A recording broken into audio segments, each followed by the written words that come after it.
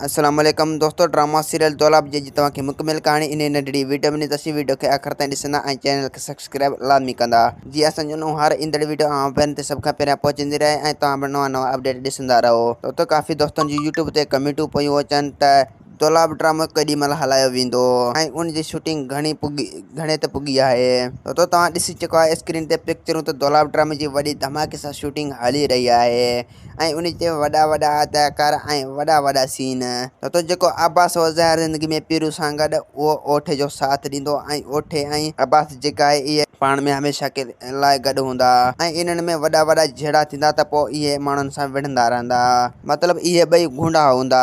ऐं जेको दोस्तों तव्हांजे लाइ हिकु ॿी ख़बर आहे, मींहं जे करे वरी दौलाब ड्रामे जी शूटिंग बंदि थी चुकी आहे। 2-3 ॾींहं मींहं था ॿुधाइनि, इंशाल्लाह मींहं ख़तमु थींदो त वरी दौलाब ड्रामे जी शूटिंग वरी शुरू थींदी। जीअं अॻे दौलाब ड्रामे जी शूटिंग मींहं जे करे बंदि थी हुई, ईअं दोस्तों वरी बि ईअं थियो आहे। तो वरी बि दौलाब ड्रामे जी शूटिंग बंदि थी चुकी आहे। हाणे जॾहिं बि मींहं ख़तमु थींदो इंशाल्लाह दौलाब ड्रामे जी वरी शूटिंग शुरू थींदी। ऐं जेके दोस्तों दौलाब ड्रामे जा 3 टीज़र ईंदा उन खां पोइ प्रोमो ऐं एपिसोड अची वेंदा, तव्हांखे मिलंदो ॾिसण वटां ड्रामो। तो हीउ दौलाब ड्रामो अहिड़ो भलो अथव जो अचण सां ई मशहूरु थी वियो। इंशाल्लाह तव्हां हीउ ड्रामो ॾिसंदव तव्हांखे खोड़ सारो मज़ो बि ईंदो।